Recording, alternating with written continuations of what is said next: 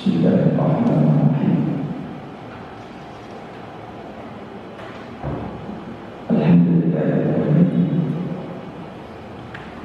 Akramal makhlukin wa a'dhamana bi ihsani rasul wa syarafana bi khidmati wa adabana bi adabi wa ja'alana min ansarihi wa ahzabi wa hadana ila khairi. Asyhadu an la ilaha illallah wahdahu la syarika lahu wa asyhadu anna Muhammadan abduhu wa rasuluhu la nabiyya ba'dahu. Sallallahu wa sallam ala Muhammadin abdihi wa habibihi wa rasulihi wa ala alihi wa ashabihi wa man istaqama bi ittiba'i sabilihi amma ba'd. فإن أصدق الحديث كتاب الله تعالى وخير الهدي هدي محمد صلى الله عليه وسلم وشر الأمور محدثاتها وكل محدثة بدعة وكل بدعة ضلالة.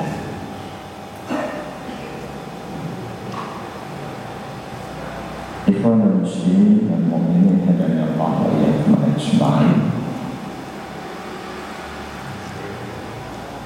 Aturan dalam agama kita demikian sempurna.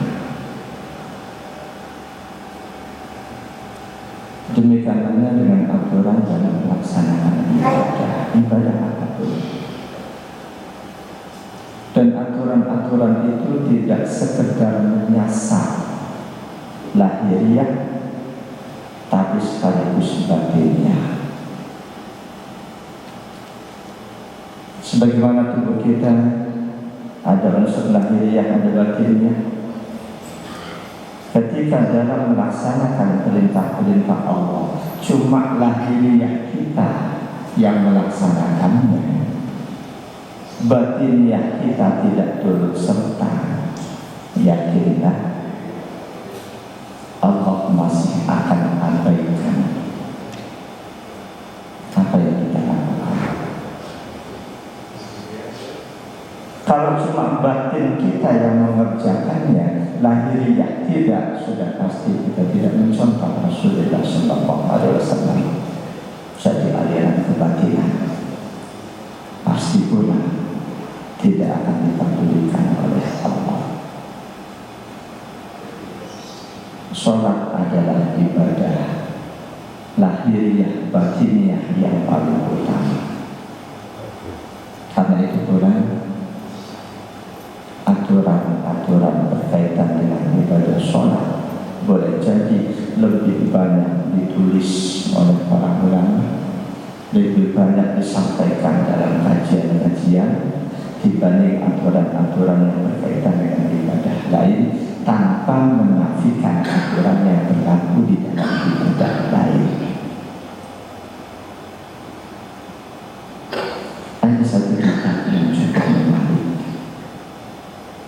Sarasi Sabdan Khusus di Sholat, 33 sebab-sebab yang akan mengantarkan seseorang insya Allah mendapatkan kekhusyukan dalam sholatnya. Syekh Muhammad Shalih Al-Munjid. Tentu saja walaupun kitab ini terdiri dari 37 halaman, tidak akan bisa tuntas disampaikan dalam 1, 2, 3 pertemuan. Bahkan Boleh jadi dalam pertemuan ini sekedar uraian dari muqaddimah musannif yang akan saya sampaikan. Jamaah dari Allah ya Tuhan. Dalam muqaddimahnya beliau menyatakan alhamdulillahirabbil alamin alladzi qala fi kitabil mubin hafizu 'alas shalawati was salatil wusta wa qumu lillahi qanitin. Wa qala 'alas salat wasta'inu bis sabri was salat wa innaha lakabiratun illa 'alal khashi'in.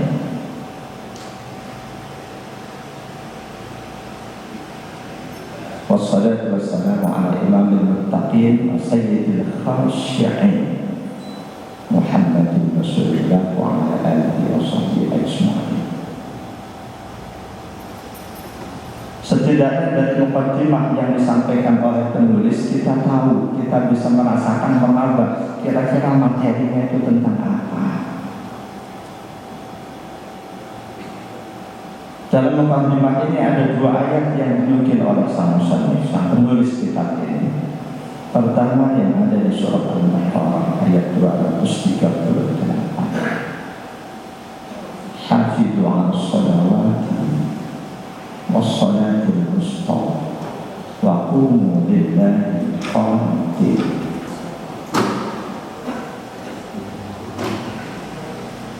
Ada dua kata di ayat itu yang perlu untuk kita dalami, al-wusta dan qanitin. Hafidhu, kalian semua jagalah, peliharalah, ala sholawati, semua sholat-sholat,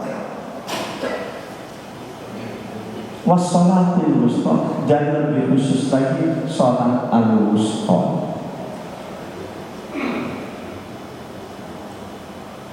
Al-wusta sudah tentu bagian dari as-sholawat.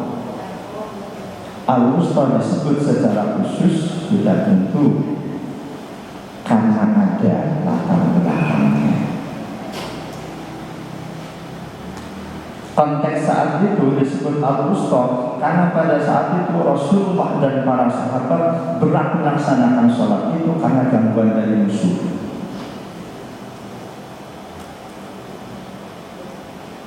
Apa yang dimaksud dengan al-wusta? Berbagai sumber menyebutkan, ada yang menyebut itu sholat maghrib, ada yang menyebut sholat subuh, ada yang menyebut sholat asar.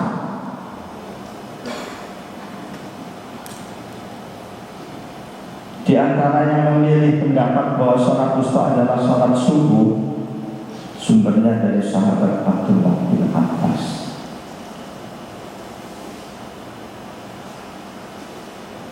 Kata Abi Raja al-Muqtawalidi, sholaitu al-Fa'id Na'basin al-Fajr. Aku pernah sholat makmum pada sahabat Abdullah bin Abbas, sholat subuh. Faqanata fiha wa rafa'a yadayhi. Beliau pun di situ, beliau angkat kedua tangan. Sumaqal, lalu sang sahabat berkata, hadhihi sholatul wusta allati amarna an taquma fiha qanitin. Hadhihi sholatul wusta allati amarna fiha qanitin. Inilah sholat al-wusta yang di dalamnya kita diperintahkan untuk qanitin. Hafidhu 'alas shalawati was salatil wusta wa qumu lillahi qanitin. Ada yang lebih melihat bahwa makna wusta adalah sholat yang tidak bisa dikosong, yang berada di antara dua sholat yang 4 rakaat, asar, isya, maghrib.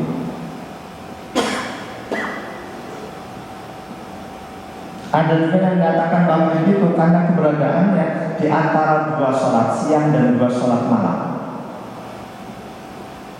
duhur asar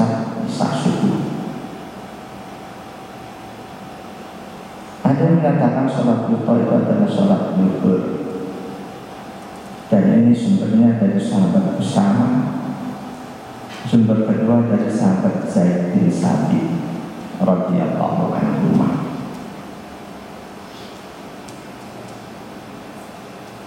Dari semua pendapat-pendapat itu, yang paling banyak berpendapat bahwa sholat wusta adalah sholat asar. At-Tirmidzi dan Al-Baghawi menyatakan wa qaul aksar ulama sahabat bahwa sholat wusta adalah sholat asar. Inilah pandangan mayoritas ulama generasi sahabat. Imam Al-Mawardi menyebutkan qaul jumhur tabi'in sholat wusta, sholat asar, ini pandangan mayoritas generasi tabi'in. Al-Hafidz Abu Umar bin Abdul Bar dan menyatakan qaul aksar ahli asar, sholat wusta, sholat asar, ini pandangan mayoritas ahli hadis, ahli ucapan para sahabat. Bahkan Abu Muhammad bin Atiyah dia menyatakan qaul jumhurin nas, inilah pandangan mayoritas umat Islam bahwa sholat wusta adalah sholat asar. Dalil bahwa sholat wusta adalah sholat asar an Umar wa an Ali wa an Ibn Mas'ud wa Abu Ayyub wa Abdullah bin Amr wa Samurah bin Jundub wa Abu Hurairah wa Abu Sa'id wa Hafsah wa Ummu Habibah wa Ummu Amr wa Ummu Salamah wa Ibnu Umar wa Aisyah wa Ibnu Abbas. Di antaranya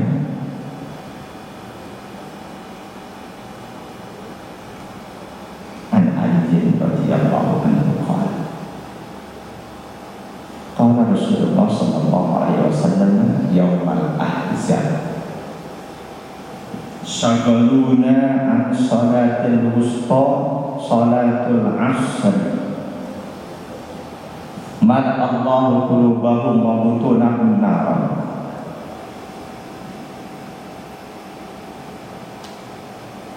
Bersabda Rasulullah sallallahu alaihi wasallam pada hari perang Ahzab, syaghaluna an salatil wusta salatul asr salatul asr.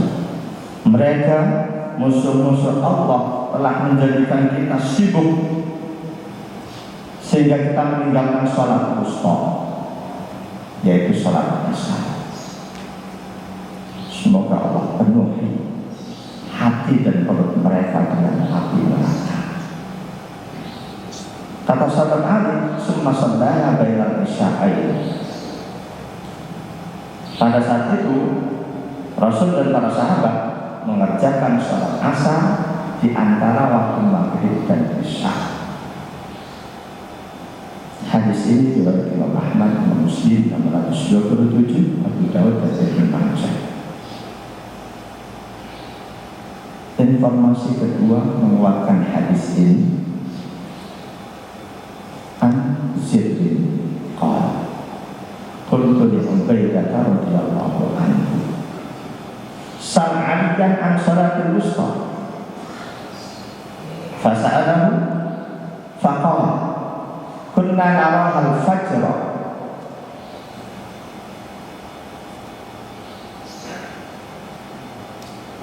hatta sami'tu Rasulullah sallallahu alaihi wasallam yaqul yaum al-ahzab syaghaluna ila akhir hadis. Dari izin dia berkata kepada Ubaidah, tolong Ubaidah, kamu tanyakan kepada Ali apa sih yang dimaksud dengan sholat wusta itu. Ditanyakanlah kepada Ali bin Abi Thalib, dia menjawab, awalnya kami mengira bahwa sholat wusta itu adalah sholat subuh, hingga kami mendengar Rasulullah SAW menyampaikan pada saat perang Ahzab, syaghaluna an salatul wusta salatul asri dan selanjutnya. Jamaah dan Allah wa iyyakum ajma'in. Rasulullah dan para sahabat sampai berat melaksanakan sholat wusta semata-mata karena musuh medan perang. Saat ini banyak saudara kita yang masih berat mengerjakan sholat, nggak cuma asar, tapi nyaris lima-limanya mereka berat. Bukan karena musuh dari luar, tapi musuh dari dalam diri mereka sendiri, hawa nafsu. Sedangkan makna qanitin dalam tafsir Jalalain ada dua makna. Pertama, muti'in, dengan penuh ketertundukan, dengan penuh ketaatan. Dengan demikian makna ayat tadi, wa qumu lillahi qanitin, laksanakanlah sholat itu semata-mata karena Allah dengan sikap tunduk sepenuhnya, taat sepenuhnya, bukan karena ini itu, bukan karena keterpaksaan dan lain sebagainya. Jika seseorang mengerjakan sholat tapi tidak ada rasa ketaatan kepada Allah, melainkan karena keterpaksaan, yakin sholatnya tidak akan dipandang oleh Allah. Makna pertama dari qanitin adalah muti'in. Dan qanitin maknanya muti'in didasarkan pada hadis riwayat Imam Ahmad dan At-Tabrani serta yang lainnya. An Abi Sa'id Al-Khudri radhiyallahu anhu, Nabi sallallahu alaihi wasallam berkata, kullu qunutin fil Qur'an fahuwa ta'atun. Tiap-tiap kata yang berakar kata qanata, kunut dalam Al-Quran maknanya adalah ta'at, ketaatan. Qanitin ay muti'in. Waqumu lillahi qanitin, dan laksanakanlah sholat-sholat, tunaikanlah sholat-sholat lillah semata-mata karena Allah, qanitin dengan rasa penuh ketaatan kepada Allah. Bukan sholat karena perintah orang tua, bukan sholat karena perintah guru, bukan sholat karena atasan, betul-betul karena Allah, karena taat pada Allah. Ada pun mungkin suatu saat terjadi kita saking asiknya melakukan suatu aktivitas, nyaris lupa diingetin, sholat dulu, kita laksanakan bukan karena dia guru, dia cuma ngingetin, kita laksanakan yang murni karena Allah. Begitu diingatkan, langsung jiwa ketaatan kita kepada Allah muncul, bukan jiwa keterpaksaan. Maka yang kedua, qanitin sakitin, bukan sakitin bahasa kita. Sakitin bahasa kita tidak boleh, haram. Itu dia sakitin yang itu haram. Sakitin bahasa Arab, sakata, sakitin. Maknanya apa? Dengan sifat penuh ketertundukan, diam mulut dari membaca, mengucapkan semua di luar bacaan sholat, diam fisik dari melakukan gerakan-gerakan di luar gerakan sholat, juga diam hati dari memikirkan segala hal di luar urusan sholat. Sakitin. Waqumu lillahi qanitin, laksanakanlah sholat-sholat, tunaikanlah sholat-sholat karena Allah, qanitin, sakitin, dengan khusyuk. Makna khusyuk secara umum, diam, antang, hati pikiran tidak mikirin yang lain, mulut tidak mengucapkan kalimat-kalimat bacaan-bacaan di luar sholat, omongan di luar sholat, fisik pun tidak melakukan gerakan-gerakan di luar gerakan sholat. Bahwa qanitin maknanya sakitin, an Abi Amrin Syaibani Dari Abu Amr As-Syaibani dia berkata, qala li Zaid bin Arqam, seorang sahabat Zaid bin Arqam radhiyallahu anhu pernah menyampaikan kepadaku. Sang sahabat Zaid bin Arqam menyampaikan kepada Abu Amr As-Syaibani, inna kunna la natakallamu fi sholati ala ahdi Nabi sallallahu alaihi wasallam. Sesungguhnya kami, enggak cuma Zaid bin Arqam, banyak sahabat-sahabat yang di masa Rasul kami sholat itu sambil bicara. Rasul jadi imam, Rasul baca, kami ngobrol, nanya ke tetangganya, mari baca Quran, sini. Yukallimu ahaduna sahibahu bihajati. Di antara kalian nanya ke sahabatnya, saudaranya tentang hajatnya dan lain sebagainya. Itu diingat di tengah-tengah sholat. Pada saat itu aturan sholat memang belum sesempurna saat ini. Jadi aturan dalam sholat itu tidak bersekaligus seiring diwajibkannya sholat, aturannya semua langsung ada. Tidak. Termasuk diantaranya, insya Allah ini aturan terakhir yang berkaitan dengan sholat, tidak boleh bicara di luar bacaan-bacaan sholat. Kami ngobrol, saling bicara di dalam sholat di masa Rasul, hatta nazalat, hingga Allah turunkan ayat tadi, hafizu 'ala sholawati was sholatil wusta wa qumu lillahi qanitin. Setelah ayat itu diturunkan oleh Allah, fa'amarna bisukun, maka kita diwajibkan, diperintahkan oleh Rasulullah ketika sholat untuk diam. Ini harus dipahami, diam yang dimaksud bukan diam sama sekali mulut kita terkunci, bukan. Diam dari berbicara hal-hal di luar sholat, dari mengucapkan hal-hal di luar sholat.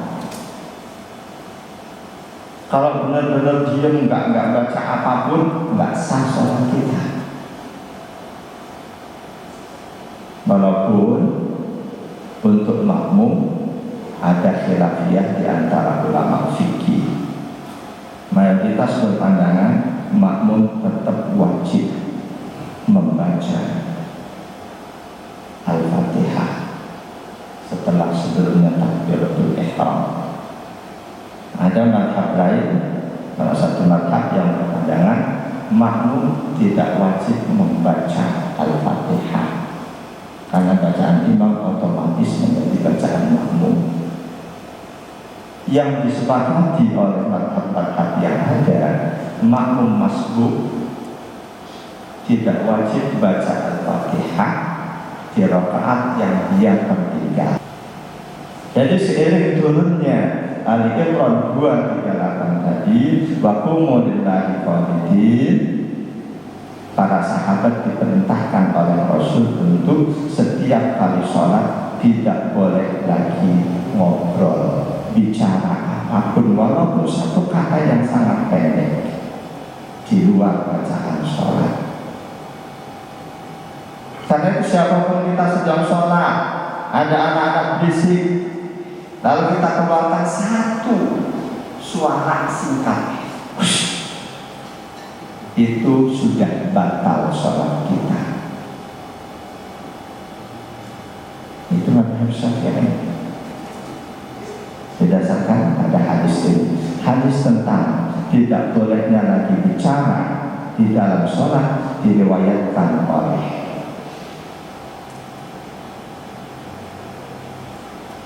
Imam Ahmad, Imam Bukhari 1200, Imam Muslim 539, Abu Dawud, At-Tirmidzi dan Imam An-Nasa'i.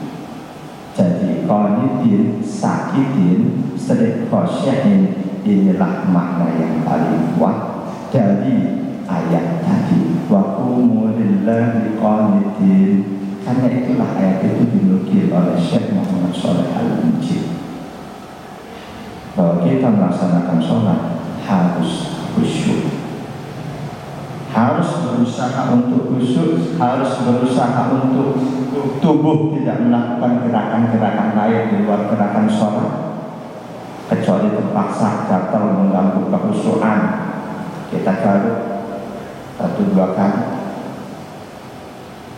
Mulut tidak mengucapkan bacaan-bacaan lain di luar bacaan sholat, ini gampang.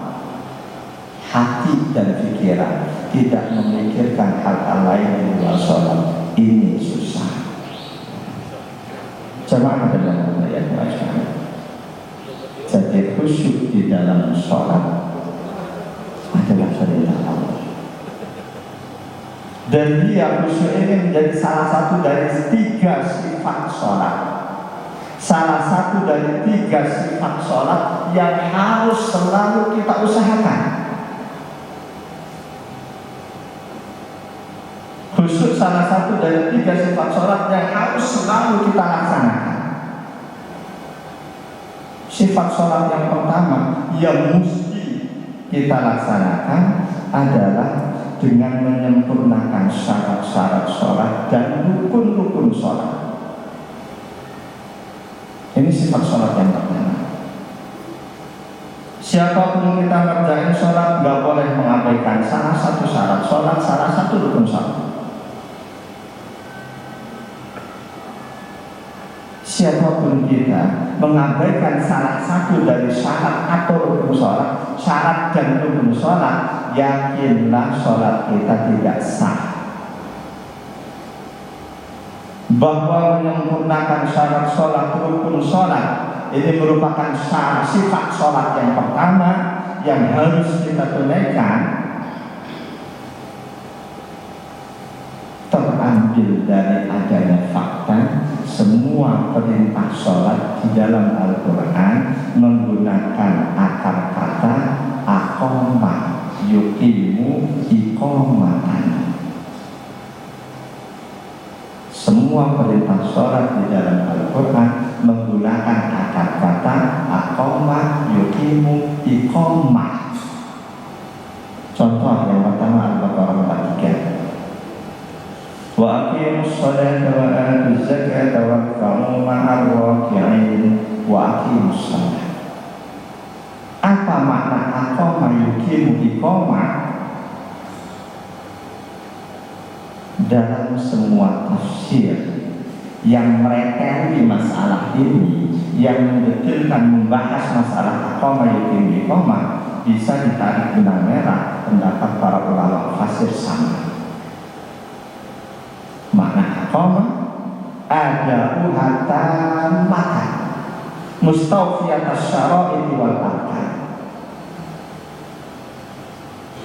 Disebut yuqimu sholat, iqamah sholat ketika seseorang melaksanakan sholat itu dengan sempurna, dengan memenuhi syarat-syarat dan rukun-rukunnya. Jadi nggak ada kata lain ketika Allah memerintahkan hambanya sholat selain kata aqamah, yuqimu, iqamah. Nggak ada kata lain. Wa aqimus sholat wa atuz zakat, antuqimus sholat dan lain sebagainya. Termasuk dalam hadis Nabi pun seperti itu.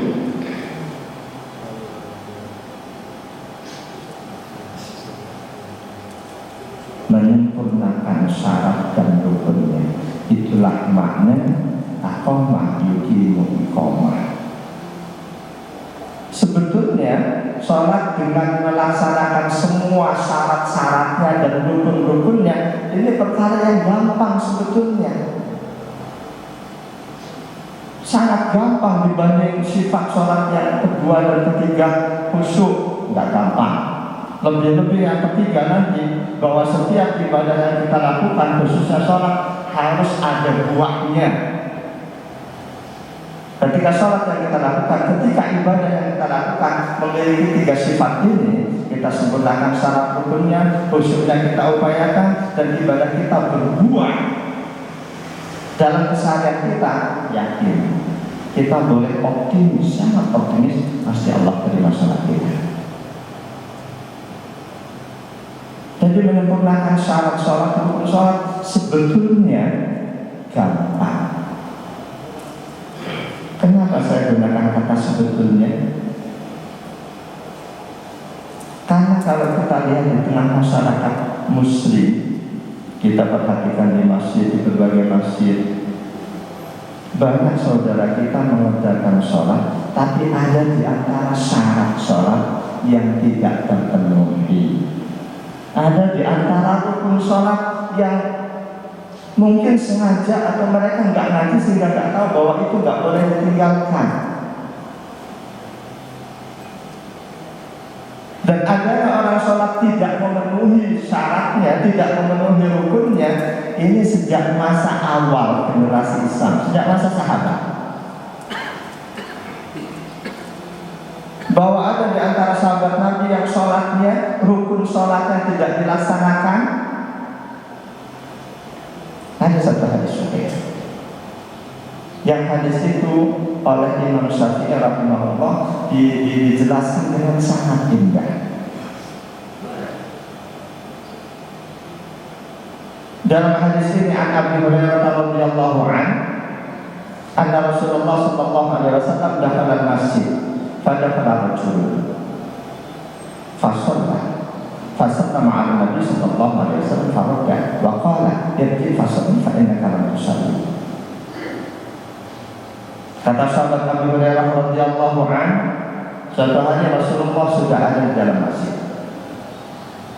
Tak lama setelah itu datanglah seorang sahabat.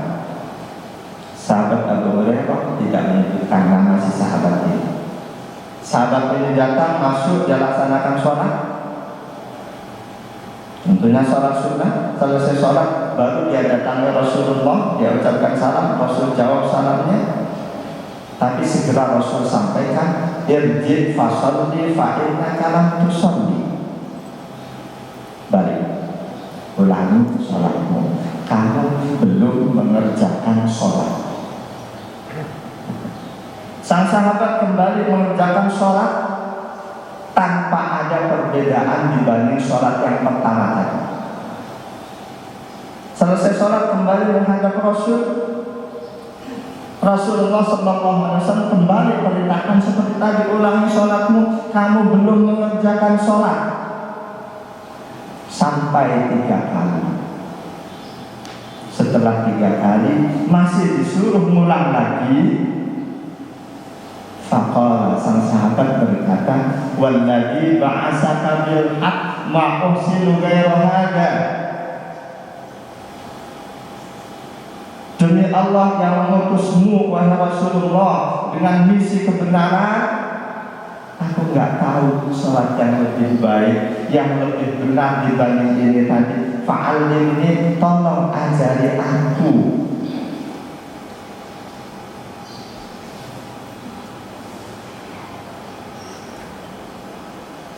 Faqala, maka Rasul itu memenuhi permintaan sang sahabat. Siapapun kita yang tahu, ketika ada orang yang merasa sholatnya tidak benar, dia minta diajari, wajib kita ajari. Tapi kalau kita sendiri masih ragu-ragu, kita ajarkan, kita boleh jadi masuk kategori sesat menyesatkan. Sesuatu yang kita masih ragu tidak boleh kita ajarkan ke orang lain. Rasul ajari sang sahabat, idza kunta ila sholati fakabbir, summa qra' tayassara ma'aka minal Qur'an, summa hatta tatma'inna raki'an, summa hatta ta'tadilla qa'iman, summa hatta tatma'inna sajidan, summa hatta tatma'inna jalisan.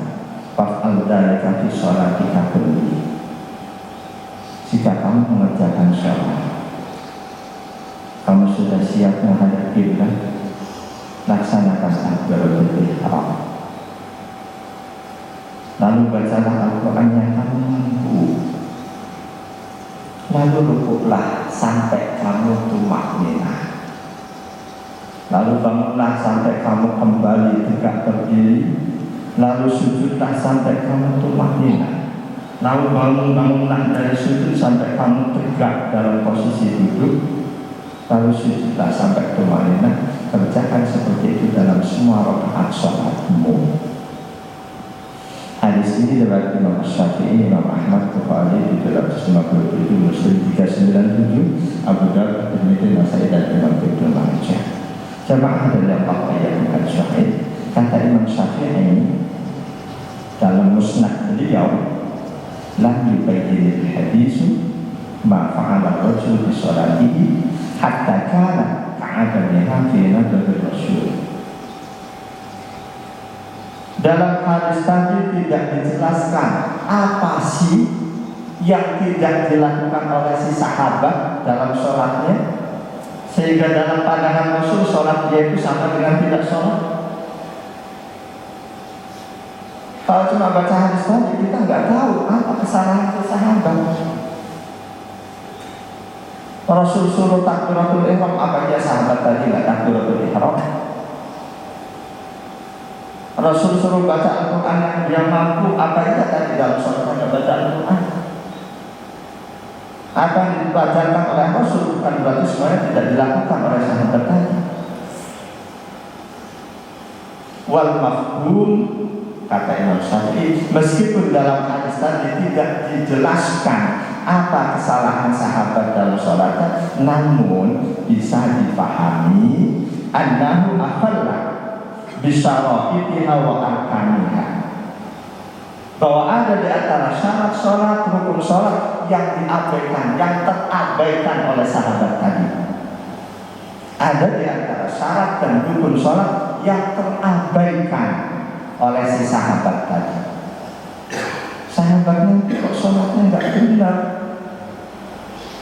Kata Imam Syafi'i, wala ajba faqad kana dzalika fi badil Islam. Bukan sesuatu yang aneh.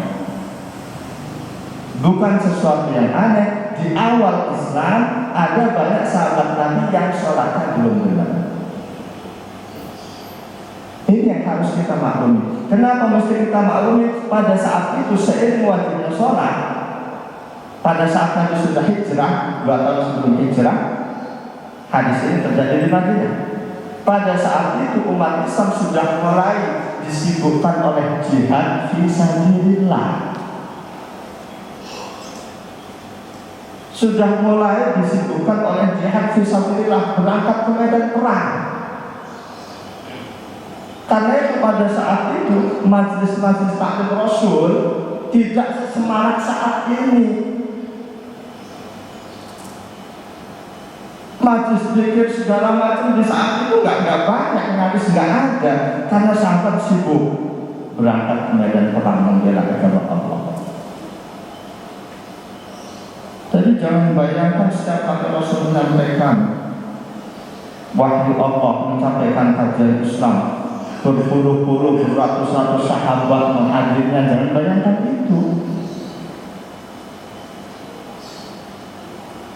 Yang karena itulah Allah menurunkan teguran kepada sebagian sahabat agar jangan semuanya berangkat perang. Hendaklah ada perwakilan dari masing-masing kabilah yang nyantri kepada Rasul. At-Taubah 122. A'udzu billahi minasyaitonir rajim. Wa ma kana al-mu'minuna liyanfiru kaffah. Falawla nafara min kulli firqatin minhum ta'ifatun liyatafaqahu fid-din wa liyunziru qawmahum idza raja'u ilaihim la'allahum yahdharun. Wa ma kana al-mu'minuna liyanfiru kaffah. Tidak sebaiknya semua mukmin berangkat perang.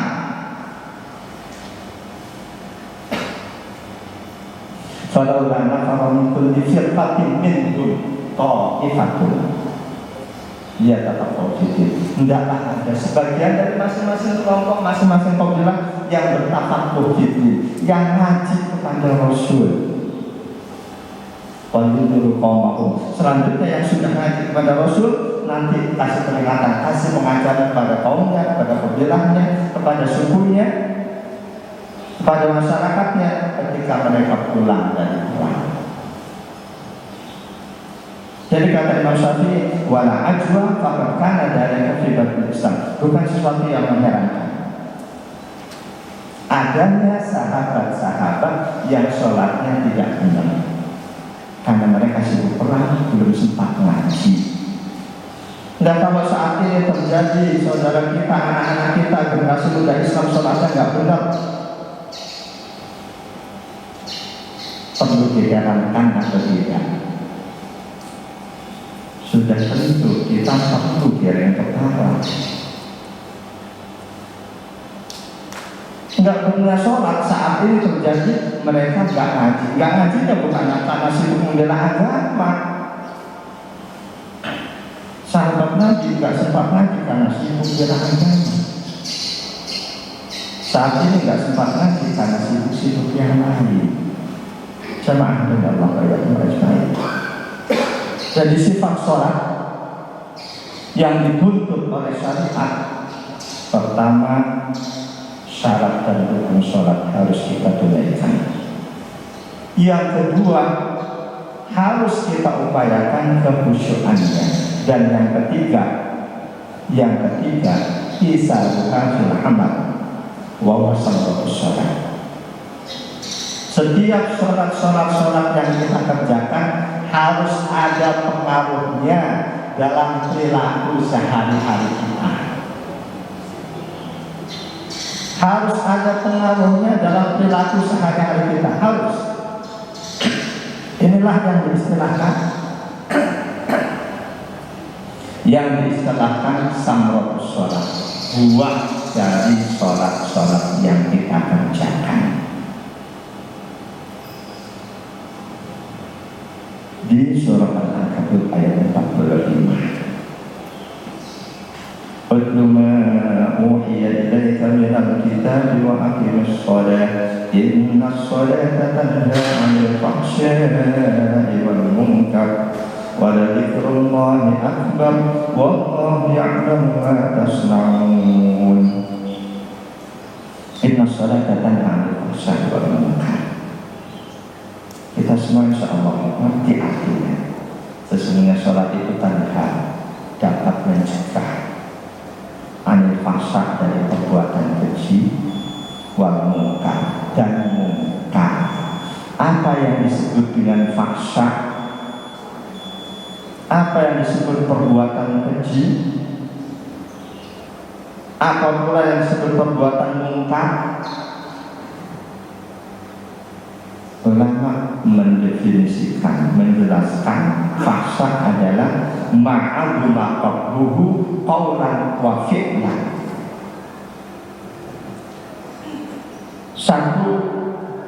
Sesuatu yang sangat buruk dalam pandangan agama, juga buruk dalam pandangan mata masyarakat, baik itu ucapan atau perbuatan. Itu fahsya. Karena ada yang dilarang agama, tapi oleh masyarakat dianggap biasa, nggak buruk.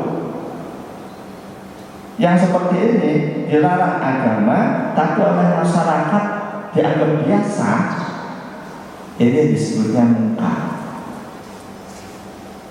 Ketika agama melarang, masyarakat pun menganggapnya buruk. Ini fahsya. Contoh di sebagian masyarakat kita, saudara sepupuan, kakak adik punya anak dengan anak, saudara dekat dianggapnya, laki perempuan, kedua-duaan boleh atau tidak? Secara syariat nggak boleh, karena mereka ajnabi, bukan mahram. Tapi dalam masyarakat kita dianggap itu biasa, saudara kok nggak boleh. Nah itu masuk kategori munkar. Fahsya sesuatu yang buruk, yang sangat buruk. Buruk dalam pandangan agama, buruk pula dalam pandangan manusia. Fahsya. Munkar segala hal yang dilarang oleh agama, walaupun oleh adat dianggap biasa, itu munkar. Nah, sholat itu dapat mencegah dari perbuatan keji dan munkar. Ketika ayat itu diturunkan dalam Al-Ankabut 45, Rasulullah memberikan penjelasan. Kata beliau, man shalla sholatan lam tanhahu sholatuhu 'anil fahsya'i wal munkar lam yazdad minallahi illa bu'da. Siapa saja mengerjakan sholat, tapi sholatnya kok tidak sanggup mengerem dia, menahan dia, mengendalikan dia dari perbuatan kecil dan mungkar, maka sebanyak apapun dia kerjakan sholat, dia tidak semakin dekat pada Allah, justru semakin jauh. Diriwayatkan oleh Al-Arabi Al-Qadai, diriwayatkan juga oleh At-Tabrani dari Abdullah bin Abbas radhiyallahu anhu. Banyak sahabat Nabi yang memperkuat penjelasan Nabi. Mereka sampaikan kepada teman-temannya, sahabat yang lain, tabi'in, di antaranya Bilal bin Sa'ad. Beliau berkata, inna ahadakum idza lam tanhahu sholatu an dhulmihi lam yazdad sholatuhu indallahi illa maqta. Sesungguhnya kalian, ketika sholat kalian kok tidak sanggup menahan kalian, mengendalikan kalian dari kedolimannya, maka dia tidaklah dengan sholatnya itu bertambah dicintai oleh Allah, tidaklah bertambah makin dekat, justru kemurkaan Allah yang semakin tinggi. Bilal bin Sa'ad setelah menyampaikan hal itu, beliau baca ayat tadi, inna sholata tanha 'anil fahsya'i wal munkar. Banyak sahabat Nabi, sahabat yang lain yang juga mengatakan seperti itu. Di antaranya Samurah bin Atiyah. Beliau menceritakan pernah sahabat Abdullah bin Mas'ud ditanya, diadukan pada beliau, inna fulanan kasir sholat. Sholat wajibnya sudah patuh, sholat-sholatnya itu banyak banget. Sahabat Abdullah bin Mas'ud langsung menegur, fa'innaha lan tanfa' la tanfa'u illa man ata'an. Sesungguhnya sebanyak apapun sholat yang kerjakan, tidak akan ada manfaatnya buat dia jika dia tidak mentaati sholatnya. Jadi sholat yang kita kerjakan itu harus kita taati. Boleh jadi istilah seperti ini dalam kita lihat, sholat yang harus kita kerjakan harus kita taati. Karena ternyata dalam sholat itu terkandung perintah-perintah, baik tersirat ataupun tersurat. Contoh gampang, ini tersirat. Siapapun sholat harus mengawalinya dengan Allahu Akbar, Allah Maha Besar. Di situ tersiratkan perintah, siapapun kita yang mengerjakan sholat harus bisa menempatkan cuma Allah yang Maha Besar, selain Allah kecil. Jabatan kecil, harta benda kecil, semuanya kecil. Cuma Allah yang Maha Besar. Termasuk diri kita pun kecil. Ketika kita selalu Allahu Akbar, Allahu Akbar, tapi kita masih mengakbarkan diri kita, kita masih ada rasa sombong, berarti kita tidak melaksanakan perintah tersirat dari kalimat takbiratul ihram. Nah, ini kata sahabat Abdullah bin Mas'ud,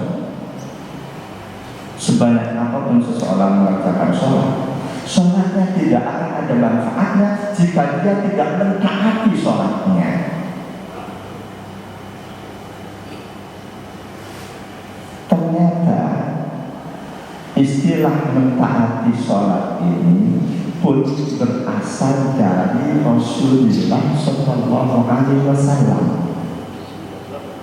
Jadi jangan cuma taati Allah dengan sholat, tapi taati pula sholatnya.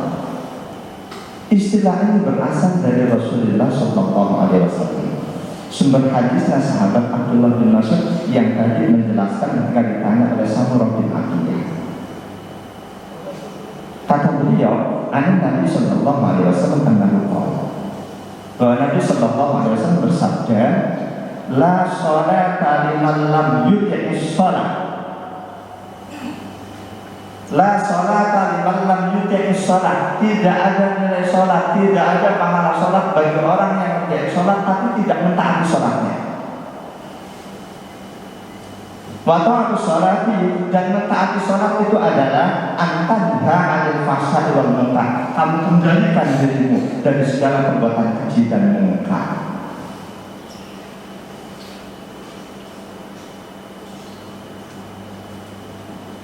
Jadi mentaati sholat, istilah mentaati sholat itu berasal dari Rasulullah, dan lebih jauh dari itu ternyata berasal dari umat sebelumnya, dari umat Nabi Syuaib.